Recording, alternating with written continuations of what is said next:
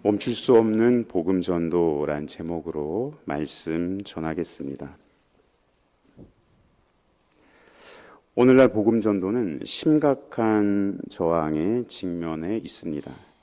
더 이상 전도가 되지 않는다고들 말합니다. 그러나 오늘 본문의 초대교회와 사도들은 지금과는 비교할 수 없는 심각한 박해에 직면하고 있습니다. 그들은 과연 어떻게 복음 전도를 감당할 수 있었을까요? 그리고 우리는 어떻게 복음을 전파해야 할까요? 첫 번째로 담대히 복음을 전해야 합니다. 한번 따라 할까요? 담대히 복음을 전해야 합니다. 예, 제가 담대하지 못했네요. 다시 한번. 저보다도 잘하셨는데 제가 담대하게 하겠습니다. 다시 한번 합니다. 담대히 복음을 전해야 합니다. 신자는 예수님이 함께 하심을 믿음으로 담대히 복음을 전하는 사람들입니다. 이스라엘 최고법정인 산헤드린 공회 앞에서 베드로와 요한은 담대하게 복음을 선포했습니다. 그들은 단지 전에 예수님과 함께 있었을 뿐이었습니다. 그들에게 뭔가 특별한 교육이 있었거나 또 특별한 지식이 있었던 것은 아닙니다. 그러나 그들은 예수님의 능력과 권위를 힘입어 담대히 복음을 전하고 가르쳤습니다.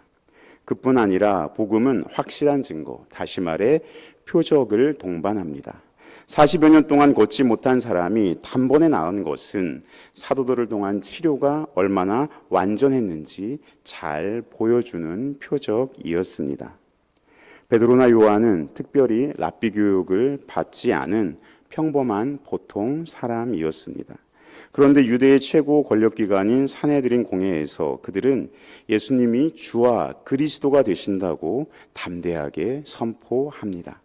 그 모습에 당대의 권력자들과 지식인들은 크게 놀랐습니다. 또한 병 나은 사람이 그들과 함께 있었기에 비난할 말도 찾지 못했습니다. 사도행전 4장 13, 14절 말씀 우리 함께 읽겠습니다.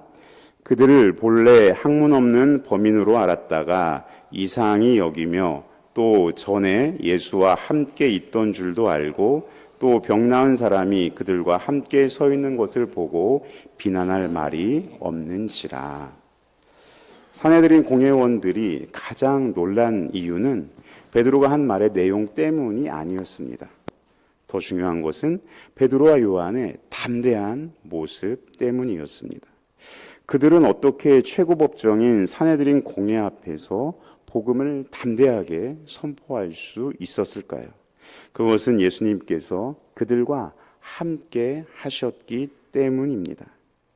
그러면 예수님은 대적들 앞에서 복음을 전하는 자들과 어떻게 함께 하실 수 있을까요?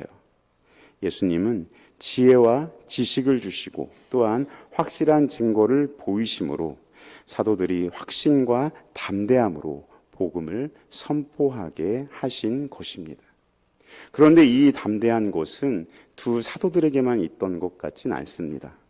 병 고침을 받은 자, 나면서부터 걷지 못했던 그 사람도 그 산헤드린 공회 앞에 공회에 나아가서 사도들과 함께 서 있었습니다.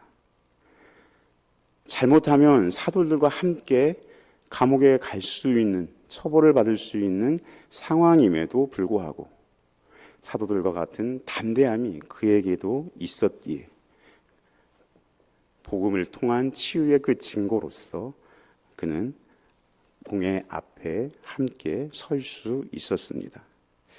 우리는 예수님으로부터 완전하고 완벽한 지식을 얻습니다. 예수님은 어떠한 대적도 대항하거나 반박할 수 없는 그 구변과 지혜를 주시겠다고 약속하셨습니다. 우리의 담대함은 자신의 생각이나 견해 또는 능력이나 경험으로부터 나오는 것이 아닙니다. 오직 예수님으로부터, 오직 우리 주 예수 그리스도로부터 주어진 능력입니다. 예수님은 확실한 증거를 보이심으로 복음의 참됨을 나타내십니다. 예수님의 이름에는 능력이 있어서 참된 변화와 치유와 회복을 가져다 주십니다. 우리는 복음을 전할 때 예수님이 친히 능력으로 역사하실 것을 기대하며 담대히 선포해야 합니다. 복음을 전할 때 담대하기보다는 위축되고 또 주저하게 됩니까? 상대방이 나보다 더 많이 배운 것 같은데 그래서 복음이 전도가 어렵다고 생각하십니까? 나보다 훨씬 잘 살고 부유하고 권력이 있는 것 같은데 내가 전한다고 해서 말을 잘 들을까라는 걱정과 의문이 있습니까? 베드로와 요한을 보십시오. 그들은 배우지 않았을 뿐만 아니라 갈릴리 저 변방의 어부에 불과한 자들이었습니다. 그런데 예루살렘으로 와서 가장 큰 권력기관인 산헤드린 앞에, 그 가장 큰 권력자들 앞에, 가장 지식이 많은 자들 앞에서 복음을 담대하게 선포했습니다. 그들의 담대함은 자기 확신과 용기가 아닙니다. 예수님께서 함께 하신 자들에게 주시는 하늘의 지식과 지혜 덕분입니다. 그래서 우리는 복음을 전할 때 염려할 필요가 없습니다. 예수님은 복음을 전하는 자들에게 할 말을 주시고 또 모든 위협과 위험으로부터 지켜주시고 부인할 수 없는 확실한 증거를 보이시겠다고 약속하셨기 때문입니다. 마태복음 10장 19절 말씀 우리 한 목소리로 함께 읽겠습니다. 너희를 넘겨줄 때에 어떻게 또는 무엇을 말할까 염려하지 말라. 그때 너희에게 할 말을 주시리니. 아멘. 이것은 우리에게도 동일하게 적용됩니다. 예수님께서 우리에게 동일하게 역사하십니다.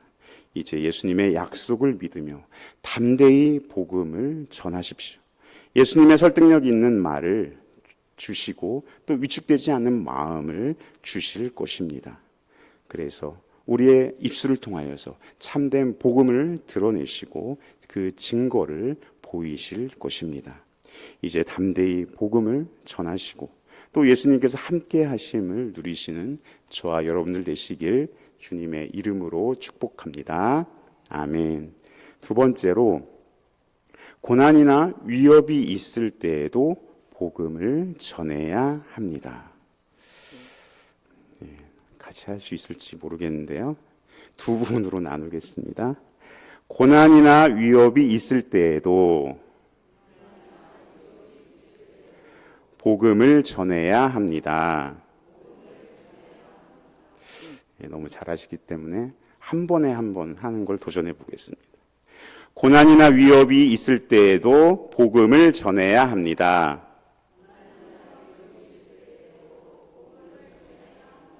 아멘. 저보다 훨씬 나으시네요. 복음 잘 전하실 것 같습니다. 신자는 복음을 전할 때 고난받는 것을 이상하게 여겨서는 안 됩니다. 사도들이 공회를 나가자 대적들은 서로 의논하기 시작했습니다.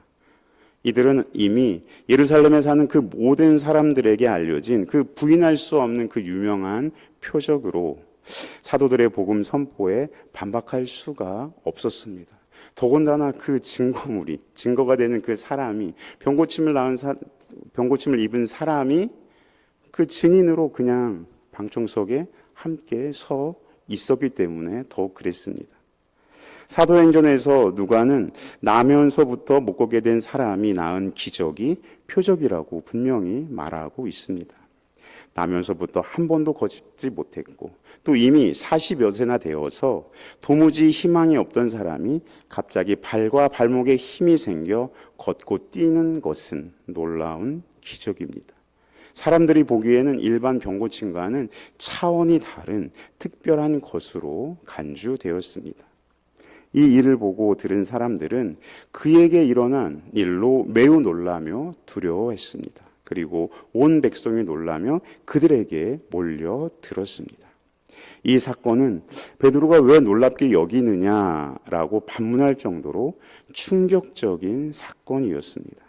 이것은 마치 장차 주님이 재림하실 때에 이루어질 만물 회복의 전조처럼 보였을 것입니다. 성령님이 임하시고 교회가 시작되던 그 초기에 주님께서는 교회를 위해 허락하신 이처럼 놀랍고 분명한 표적을 허락해 주신 것이었습니다.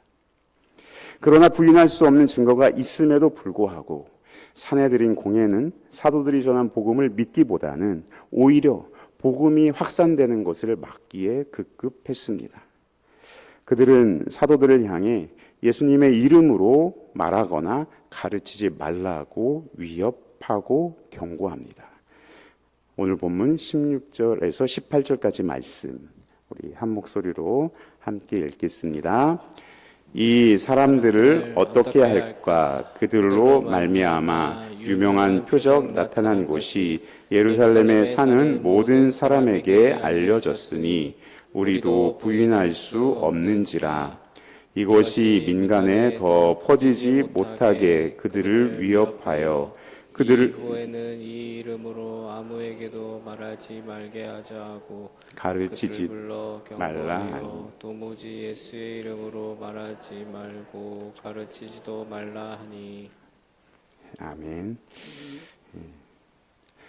도저히 불가능한 기적을 동반하는 확실한 복음에도 불구하고 세상은 어떻게 반응합니까? 세상은 복음의 능력이 어떠하든지 언제나 복음에 반대합니다. 복음은 확실한 증거가 많이 있음에도 불구하고 늘 세상의 반대와 위협에 직면해 있습니다. 세상은 어둠이 빛을 싫어하들 늘 복음에 반대합니다. 우리는 불신하는 세상을 그래서 이상히 여길 필요가 없는 것이죠. 복음을 전하고 경건하게 살고자 하는 자들은 박해를 받습니다. 복음을 전할 때 환난이 있지만 주님께서는 우리를 이기게 하실 것입니다. 요한복음 16장 33절 말씀 우리 한 목소리로 함께 읽겠습니다. 이것을 너희에게 이르는 것은 너희로 내 안에서 평안을 누리게 하려 함이라. 세상에서는 너희가 환난을 당하나 담대하라. 내가 세상을 이기었노라. 아멘.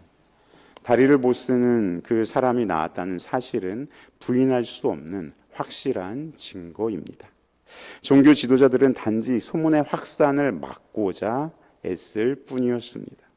자신들이 십자가에서 처형한 예수가 참 메시아라는 사실과 사도들의 종교적 권위가 예수님으로부터 나왔다는 사실, 그것을 부정할 수 없는 상황에 이르렀음에도 불구하고 물리적인 위협을 통해서라도 사도들이 복음 가르치는 것을 막으려고 한 것입니다.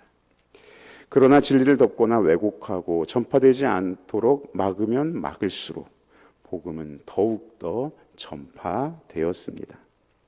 복음을 전하는 것에 어려움을 느끼고 있습니까? 그렇죠, 어렵죠. 말 꺼내는 것도 어려운데 용기 내서 말 건넸지만 냉랭한 표정과 반응 없는 그 모습, 그것이 우리를 그 다음에 복음 전하는 데 주저하게 만듭니다. 이처럼 사람들이 반대하고 거부할 때 낙심하고 이상한 생각이 듭니다. 세상의 사람들이 복음을 믿지 않는 것은 당연한 일입니다. 복음을 믿는 것은 오직 크신 하나님의 은혜가 임할 때 가능하기 때문입니다. 세상은 늘 복음에 반대합니다.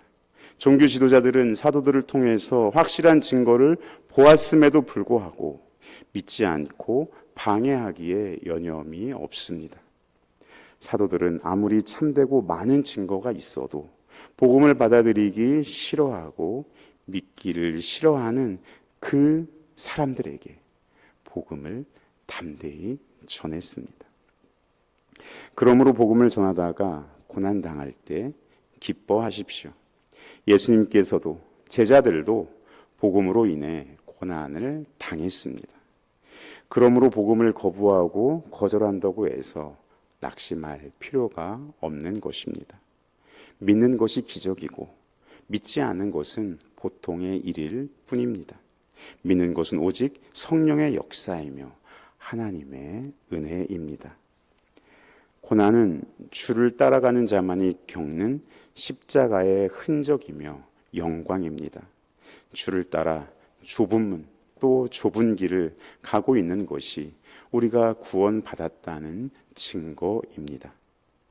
예수님이 우리와 함께 하시기에 어떤 장애물이나 어려움에 그 모든 난관도 복음이 전진되어지는 것을, 복음의 진전을 막을 수 없습니다. 그래서 우리가 때를 얻든지 못 얻든지 항상 복음을 전하고 예수 그리스도를 전하는 삶을 사시기를 주님의 이름으로 축복합니다. 아멘. 세 번째로, 말씀에 순종하여 계속 복음을 전해야 합니다. 자신감이 있는데요, 한 번에 할 수 있을 것 같아요. 그래서 제가 한번 해보겠습니다. 말씀에 순종하여 계속 복음을 전해야 합니다.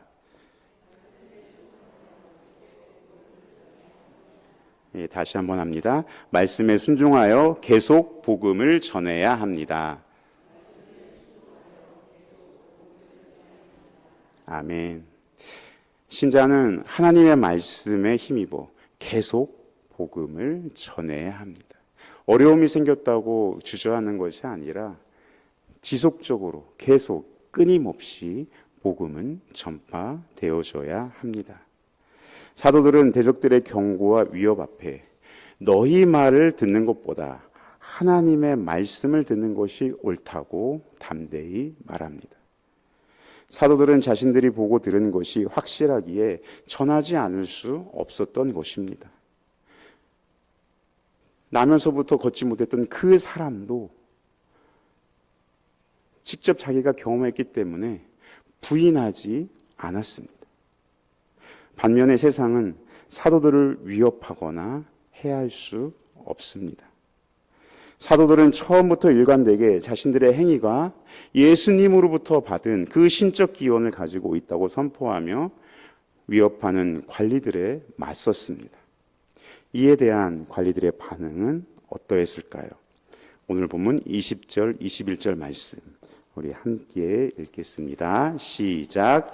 우리는 보고 들은 것을 말하지 아니할 수 없다 하니 관리들이 백성들 때문에 그들을 어떻게 처벌할지 방법을 찾지 못하고 다시 위협하여 놓아 주었으니 이는 모든 사람이 그 된 일을 보고 하나님께 영광을 돌립니다. 아멘.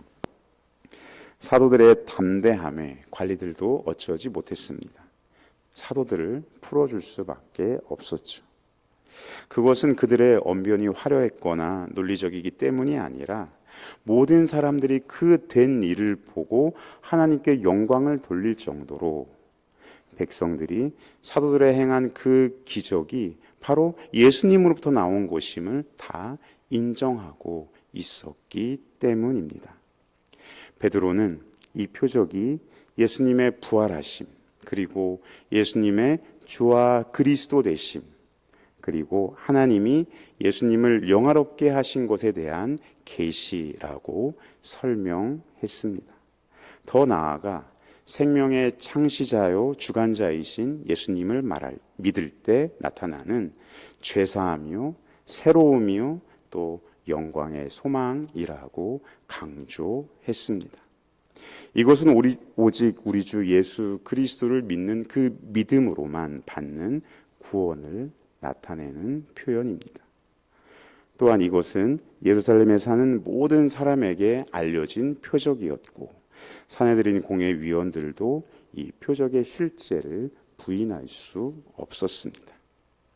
모든 사람들이 이 일을 보고 하나님께 영광을 돌렸기 때문에 사도들을 미워하고 그들이 가르치는 부활의 교리를 거부하는 자들도 감히 그들을 어떻게 못하고 놓아줄 수밖에 없었던 것입니다. 사도들의 복음 전도는 그 어떠한 박해에도 불구하고 계속됩니다. 모든 사람들이 그 일로 하나님께 영광을 돌리고 있었기에 관리들은 위협할 뿐 사도들을 막지 못하고 풀어주게 됩니다. 이처럼 복음은 세상의 반대 위협에도 불구하고 멈추지 않고 계속 전파되어야 합니다.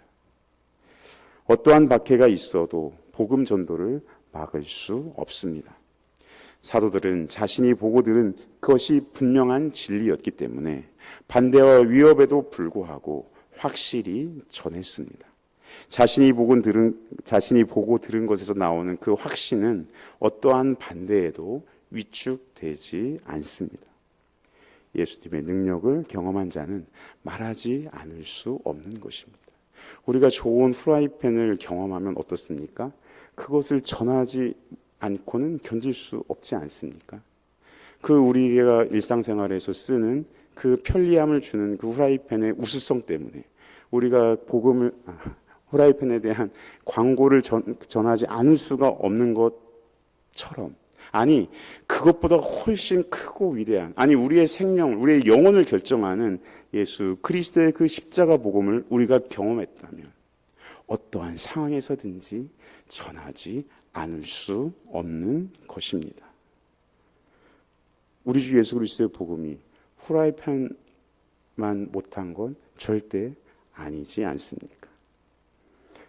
다른 게 있다면 프라이팬 전할 때는 아무런 반대가 없죠. 그러나 예수 그리스도를 전할 때는 반대가 있는 것이 다를 뿐입니다. 우리는 세상의 소리보다 하나님의 말씀에 귀 기울여야 합니다. 세상의 유혹과 시험, 그리고 위협과 도전에 굴하지 않을 수 있는 일은 오직 하나님의 말씀을 의지하는 것뿐입니다.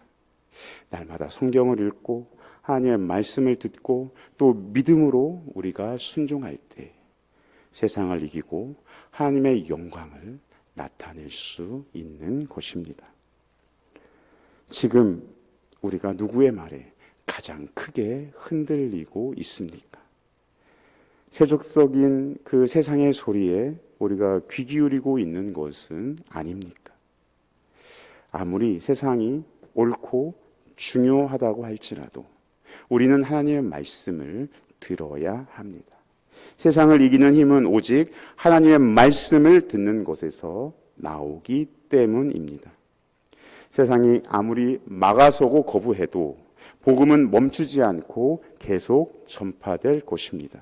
2000년 기독교 역사가 그랬습니다. 사도들은 하나님 앞에서 사람들의 말을 듣는 것보다 오직 하나님의 말씀을 듣는 것이 옳다고 확신하고 선포했습니다. 우리는 어떠한 반대에도 말씀에 순종함으로 담대하게 복음을 전할 수 있습니다. 하나님의 말씀이 우리를 통해 역사하실 것이기 때문입니다. 이제 말씀을 맺겠습니다.